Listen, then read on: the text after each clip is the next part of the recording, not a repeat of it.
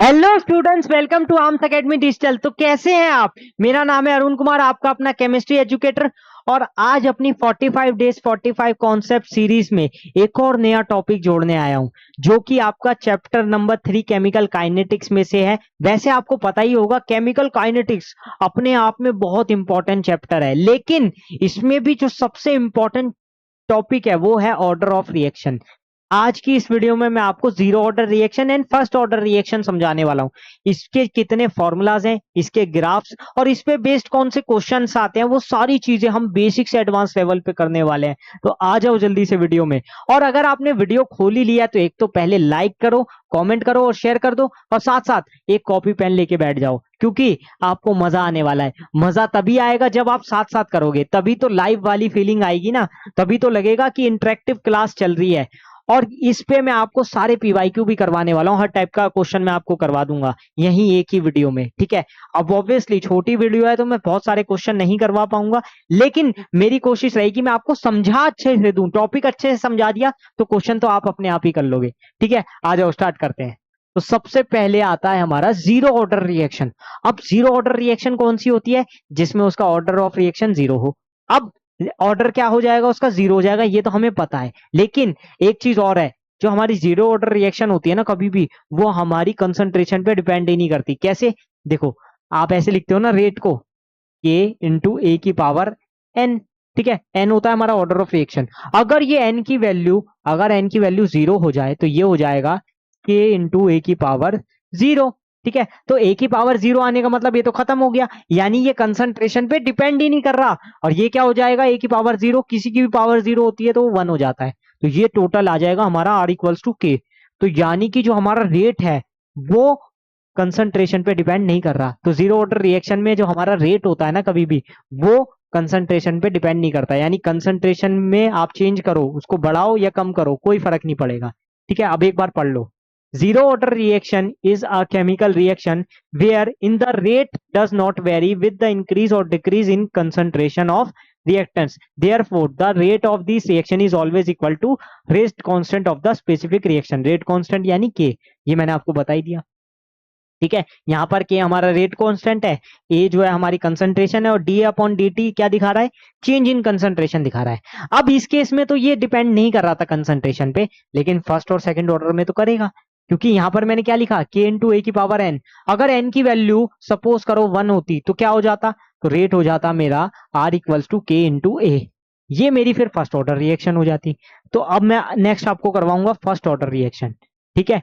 First order reaction में से सबसे ज्यादा क्वेश्चन आते हैं, मैं बता रहा हूं।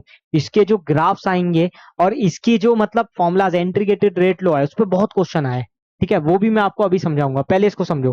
फर्स्ट ऑर्डर रिएक्शन कौन सी है? जिसमें कि उसकी ऑर्डर क्या होगी? वन होगी, ठीक है। जिसमें वो उस पर डिपेंड करेगा, किस पे? कंसंट्रेशन पे। अब देखो इसको पढ़ो। A first order reaction can be defined as a chemical reaction in which the reaction rate is linearly dependent on the concentration of only one reactant, ठीक है। तो वो किसी एक रिएक्टेंट पे डिपेंड करेगा, क्यों? क्योंकि ऑर्डर तो वन है ना। यहाँ पर देखो रेट हो जाएगा minus D upon D T equals के ए की पावर वन, ठीक है, यानी के इंटू ए आ जाएगा। ये तो अभी मैंने थोड़ी देर पहले ही बता दिया ना, ठीक है। ये सारा का सारा सेम है कि के हमारा रेट कांस्टेंट है, ए हमारा कंसंट्रेशन है, डी बाई डी टी हमें क्या डिनोट करता है? चेंज इन कंसंट्रेशन डिनोट करता है। अब एक चीज, मैं छोटा सा ग्राफ रिप्रेजेंटेशन की बात करूं तो अगर मैं, वैसे मैं ग्राफ अभी आपको दिखाऊंगा भी, लेकिन अगर मैं वैसे ही पूछूं कि रेट और कंसंट्रेशन में यहाँ कौन सा ग्राफ बन रहा होगा, तो आप बता पाओगे ना डायरेक्टली। अगर मैं रेट और कंसंट्रेशन में बोलूं तो यहाँ पर इस तरीके से ग्राफ बन रहा होगा, क्योंकि ये डायरेक्टली डिपेंडेंट है। लेकिन वहीं अगर मैं जीरो ऑर्डर के लिए बात करूं, अगर मैं बात करता जीरो ऑर्डर के लिए, अगर जीरो ऑर्डर में मैं बात करूं, जीरो ऑर्डर में, फर्स्ट ऑर्डर का तो समझ आता है। जीरो ऑर्डर में क्योंकि आर क्या आता था? सीधा सीधा के बराबर आता था, ए की पावर जीरो हो जाती थी। तो यहां पर वो कंसंट्रेशन पे डिपेंड ही नहीं करेगा, तो उसका इस टाइप से ग्राफ आएगा।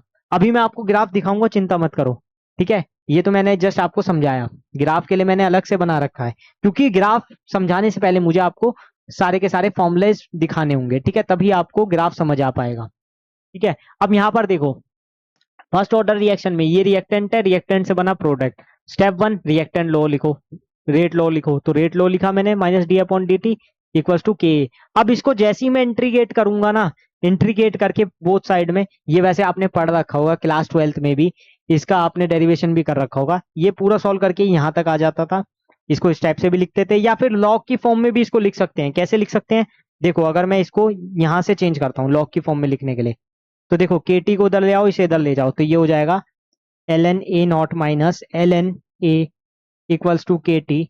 अब देखो इसको मैं L N A naught by A T भी लिख सकता हूँ, ए नॉट अपॉन ए भी लिख सकता हूँ इक्वल्स टू के टी। अब इसी को अगर मैं लॉग में चेंज करूं, इसको मैं अगर लॉग में चेंज करूं तो कैसे करूंगा? लॉग की प्रॉपर्टी क्या कहती है?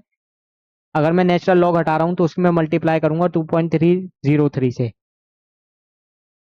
इस स्टेप से मैं चेंज कर सकता हूं, तो ये भी एक एक्सप्रेशन बनता है, ये भी एक एक्सप्रेशन बन जाता है ना?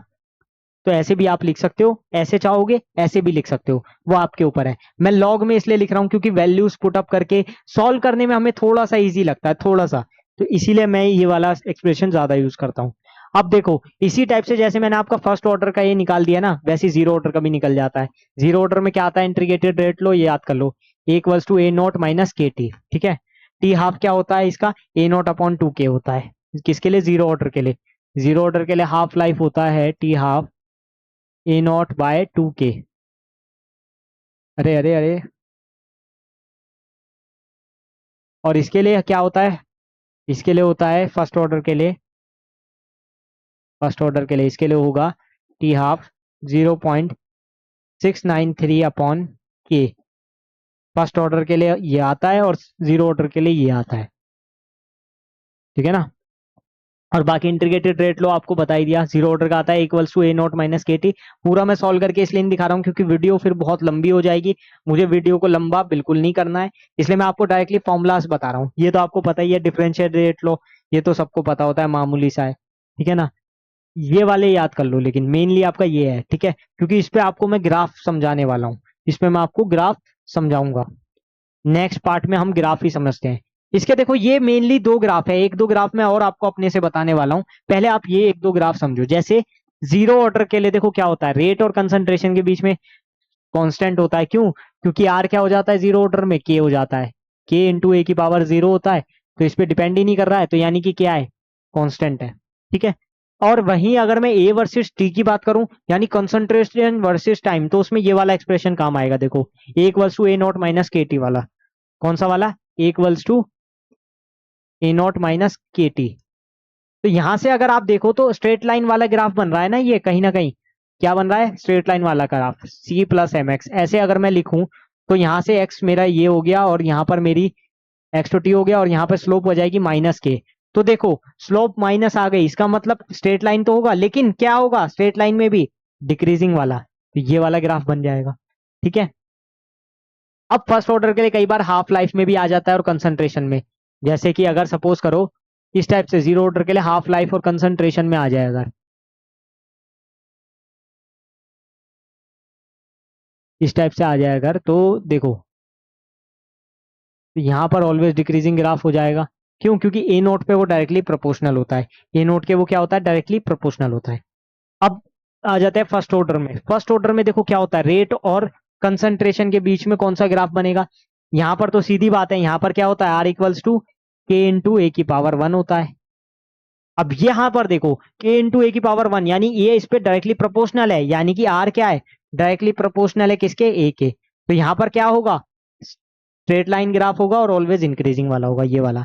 ठीक है, वहीं अगर मैं बात करूं कंसंट्रेशन ए और टी पे, तो देखो इंटीग्रेटेड रेट लो क्या कहता है, यहाँ पर देखो equals to A naught equal into e की पावर माइनस के टी।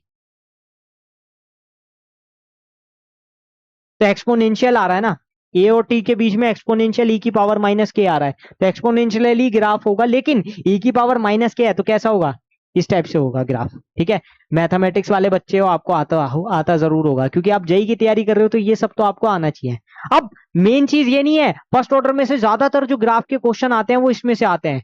वो पूछता है लॉग ए नॉट अपॉन ए और टी के बीच में ग्राफ, यानी टाइम के log A naught upon A versus T graph पूछता है। तो मैंने आपको एक एक्सप्रेशन बताया ना, क्या? के टी इक्वल्स टू क्या होता है? 2.303 log A naught upon A. अब यहां से अगर देखो तो ये आपस में क्या है? एकदम डायरेक्टली प्रोपोर्शनल आ रहे हैं, एकदम डायरेक्टली प्रोपोर्शनल आ रहे हैं। ठीक है ना। टी डायरेक्टली प्रोपोर्शनल है लॉग ए नोट अपॉन ए के, या फिर log A naught upon A directly proportional है टी के, एक ही बात है। तो यहाँ पर कैसा ग्राफ होगा, इस टाइप से ग्राफ होगा। ठीक है ना, जल्दी बताओ। तो ये सारे जो ग्राफ है ना, ये सारे जो ग्राफ है, ये बहुत ही ज्यादा इंपॉर्टेंट मैंने आपको बता दिए हैं। ठीक है, इसमें से क्वेश्चन जरूर आएगा। फॉर्मुलाज मैंने आपको रटवा दिए हैं। अब कर लेते हैं कुछ क्वेश्चंस कि क्वेश्चंस किस टाइप के आने वाले हैं, क्योंकि मेन तो अपना वही है क्वेश्चन वाला पार्ट। जैसे पहला ही क्वेश्चन है, देखो ये जनवरी 28 2025 में आया हुआ है। मतलब आप मान के चलो 2025 में आया तो एक और बार भी इस टाइप का क्वेश्चन आने के चांसेस पूरे पूरे हैं।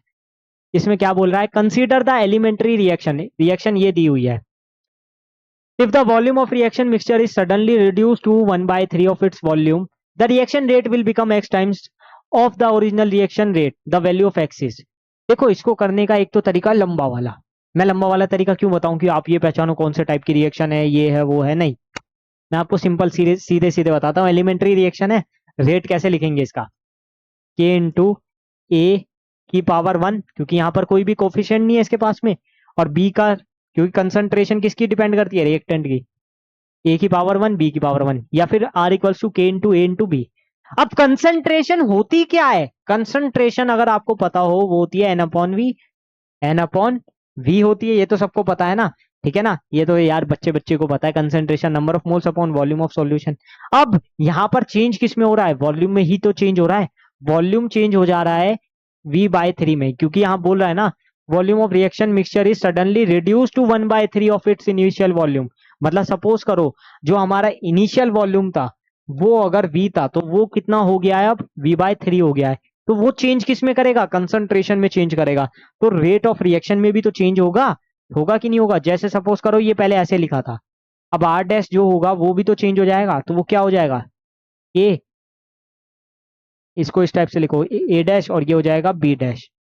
ठीक है, अब के इंटू इसकी जो कंसंट्रेशन थी वो भी चेंज हो जाएगी। वो क्या हो जाएगी, A upon V/3 into B upon V/3। क्यों, क्योंकि वॉल्यूम क्या हो गया, चेंज होके V/3 हो गया है। तो यहां पर भी मुझे वो करना होगा। अब इन सबको ऊपर ले जाऊंगा तो ये हो जाएगा के ए इंटू बी, और ये 1/3 ऊपर आके 3 इंटू 3 कितना हो जाएगा, 9। ठीक है ना, क्योंकि 1/3 है, ऊपर आया 3, यहां से भी ऊपर आया 3, तो 3 इंटू 3 कितना हो गया, 9। अब ये पूरा का पूरा तो मेरा ये आर ही बन गया ना, ये पूरा का पूरा आर ही बन गया। तो ये हो गया मेरा आर डैश 9 इंटू आर। क्या हो गया, 9 इंटू आर। अगर मैं यहाँ ऊपर वाले से कंपेयर करूं इसको, तो ये पूरा का पूरा K into A into B R बन गया। तो ये हो गया 9 इंटू आर, यानी आर डैश आ गया मेरा 9 आर। अब आर डैश मेरा 9 आर आ गया, मुझसे यही तो पूछा था। जो रिएक्शन रेट बन गया है नेक्स्ट, वो एक्स टाइम्स हो गया, यानी कि जो नया रेट आएगा ये सब करने पर वो एक्स इंटू आर आ रहा था, और यहां से मैंने देख लिया आर डैश आ रहा है 9 आर। तो यहां कंपेयर करके एक्स की वैल्यू कितनी आ गई, 9।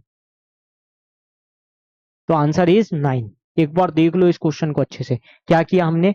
ठीक है, रिपीट नहीं करूंगा, आप पीछे दोबारा से बैक जाके देख सकते हो, क्योंकि वीडियो की लेंथ बढ़ जाएगी। मुझे 20 मिनट में करवाना है। नेक्स्ट क्वेश्चन देखो, ये वाला क्वेश्चन भी बहुत ज्यादा इंपॉर्टेंट क्वेश्चन हो जाता है। मैं आपको बताऊं इस टाइप के क्वेश्चंस आने ही आने हैं। ये आपका वैसे भी देखोगे ना आप अप्रैल 6 2024 में, यानी रिसेंटली क्वेश्चन आया हुआ है। Time required for 99.9% completion of a first order reaction. देखो ये दे दिया फर्स्ट ऑर्डर रिएक्शन, ये मार्क करते जाया करो जो जो चीजें काम की है। The time required for completion of 90% reaction.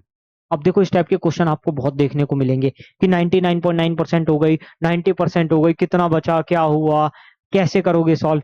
इस टाइप के क्वेश्चंस पे बेस्ड, इस टाइप के फॉर्मुलाज पे बेस्ड क्वेश्चन आते ही आते हैं। अब करना क्या होता है मैं आपको बताऊं। एक केस बनेगा 99% वाला, एक केस बनेगा 90% वाला। ठीक है, अब ये वाले केस मान के हम सॉल्व करेंगे।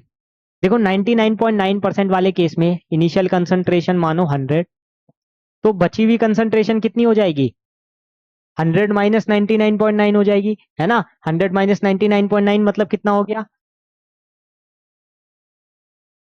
मतलब ये आ गई 0.1। ठीक है, 0.1 आ गया।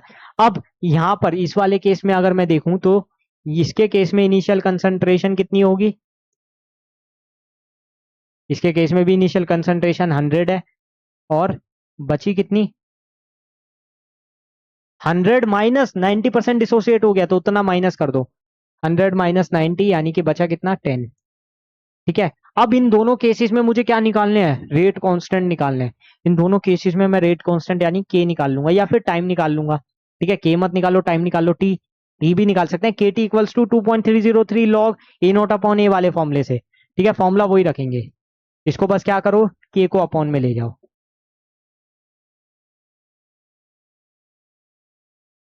ये फॉर्मूला होता है। अब इसको मान लो T1, इसके लिए मान लोगे T1, इसके लिए मान लेंगे T2। ठीक है, बाकी सब सेम रखते हैं, बाकी सब सेम रखते हैं ताकि वो कट जाए आपस में। तो यहाँ से T1 कितना आ गया 2.303 के लॉग ए नोट कितना है, देखो ए नोट यहाँ पर है 100, वो हर केस में उतना ही लेना है। 100 अपॉन में क्या आ रहा है ए, यानी कि कितना बचा 0.1। बताओ जल्दी, ये क्लियर है। ठीक है, अब इसको जैसे ही मैं सॉल्व करूंगा, इसमें आ गया 100, तो लॉग 1000 हो गया 1000, तो ये हो जाएगा 2.303 के, इसको ऐसे ही रखते हैं। लॉग 10 की पावर 3 भी इसको लिख सकते हैं, लॉग 10 की पावर 3, 3 आगे ले आएंगे, लॉग 10 1 हो जाता है, तो ये 3 आ जाएगा, ये आ जाएगा 3 इंटू 2.303 अपॉन में के। जल्दी से चेक करो, T1 की वैल्यू मैंने निकाल दी है। ठीक है, इसको अभी पूरा सॉल्व नहीं करेंगे, इतना ही रखेंगे। अब ये वाला केस देखते हैं, ये वाले में तो इसके लिए अगर मैं T2 निकालूं तो वो हो जाएगा 2.303 अपॉन के लॉग ए नॉट अपॉन ए। ठीक है, फिर से पूरा लिखेंगे 2.303 के लॉग, अब देखो यहाँ पर ए नोट कितना था 100, 100 वो तो फिक्स ही रहेगा 100, और ये कितना आया था 90% डिसोसिएट होके 10 आया था, यहाँ 10 लिखेंगे, ये कटा इससे 10 आ गया, और लॉग 10 क्या होता है 1 होता है, तो ये 2.303 अपॉन के ही आ गया पूरा का पूरा। ठीक है, क्योंकि लॉग 10 की वैल्यू 1 है। अब देखो T1 की वैल्यू मुझे पता है, T2 की वैल्यू पता है, यहां से क्या करना था मुझे,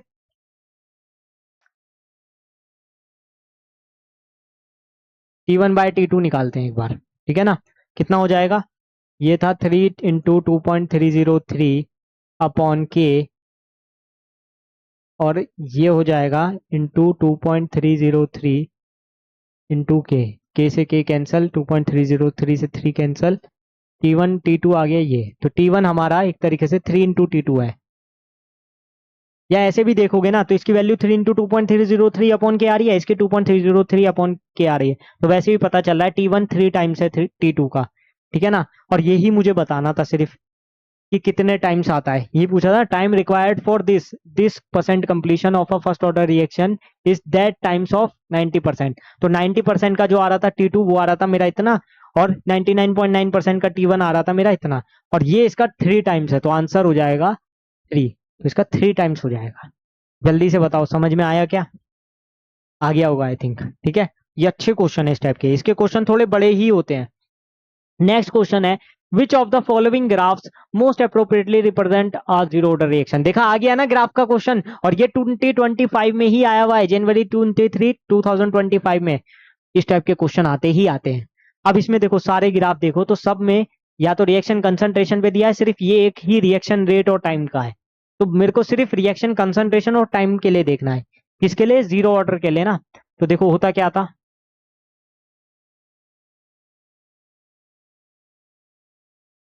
यही आता था ना एक्सप्रेशन, अरे ये तो मैंने आपको करवा रखा है, देखो यहाँ पर फिर से दिखा देता हूँ, जब मैं फॉर्मूला लिखवा रहा था बताया था ना, equals to A naught minus के टी।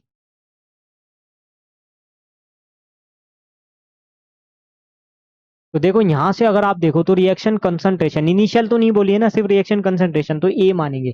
तो देखो यहाँ से ये मैं मान लेता हूँ y equals to m x plus c से, तो ये एम एक्स वाला पार्ट हो जाएगा कौन सा, क्योंकि मुझे रिएक्शन कंसंट्रेशन और टी के बीच में मानना है, तो y हो गया a और t हो गया x, तो जो स्लोप आएगी m वो होगी माइनस के।